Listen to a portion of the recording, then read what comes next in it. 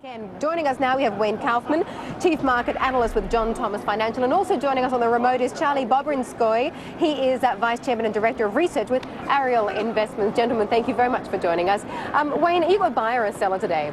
Definitely a buyer. The market's still rebounding from an extreme oversold condition it hit last week. We're heading into earnings season. Should earnings estimates be met and should guidance not be bad, the market is very, very undervalued here. So what are you buying today? Well, TRW is one recommendation, TRW Automotive. They crushed the numbers the last two times they reported. They'll be reporting again in August, and the PE is 7.5, and the company is on a tremendous roll. Another one is Tempur-Pedic, TPX. They also beat numbers handily. They'll be reporting July 20th. And they raised guidance. They've been buying back stock. Everything looks good for them. And we're recommending Garmin as a short. Garmin is in global positioning.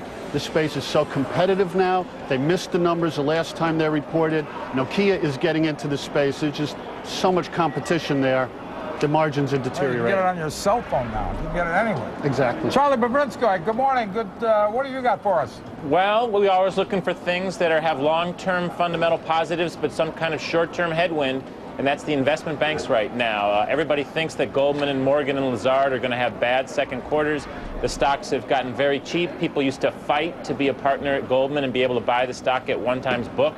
Now you and I can buy Goldman at 1 times book. So great opportunity. The expectations for this quarter are very low, but long-term the business is in very good shape. There are a couple of things, though, on your list that you would sell today, aren't there? Yeah, I'm worried about the financial guarantee companies. I'm worried about AMBAC and MBIA. So far, we haven't had a lot of municipal defaults, but we're going to have them. And when they happen, those companies, unfortunately, I think are going to go to zero. When do you think that might happen? Everyone's talking about this. When do you think that shoe is going to drop? Hard to time it, but I just can't see 5 years from now those stocks being above zero. There have been some short covering recently because defaults have been a little less than people expected this year. But I think within 12 months and certainly a couple of years, there's just no equity value there. Wayne, you talked about earnings season coming up, and you mentioned the guidance. Isn't that the potential trap door? I've talked to a lot of traders who are really worried that the numbers will be met, but the softening that some people are seeing, the double dip that some people are seeing, means the guidance is going to be the trap. That's very possible, but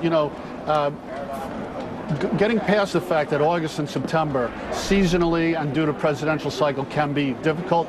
Looking into 2011, S&P earnings are $96. That's the estimate.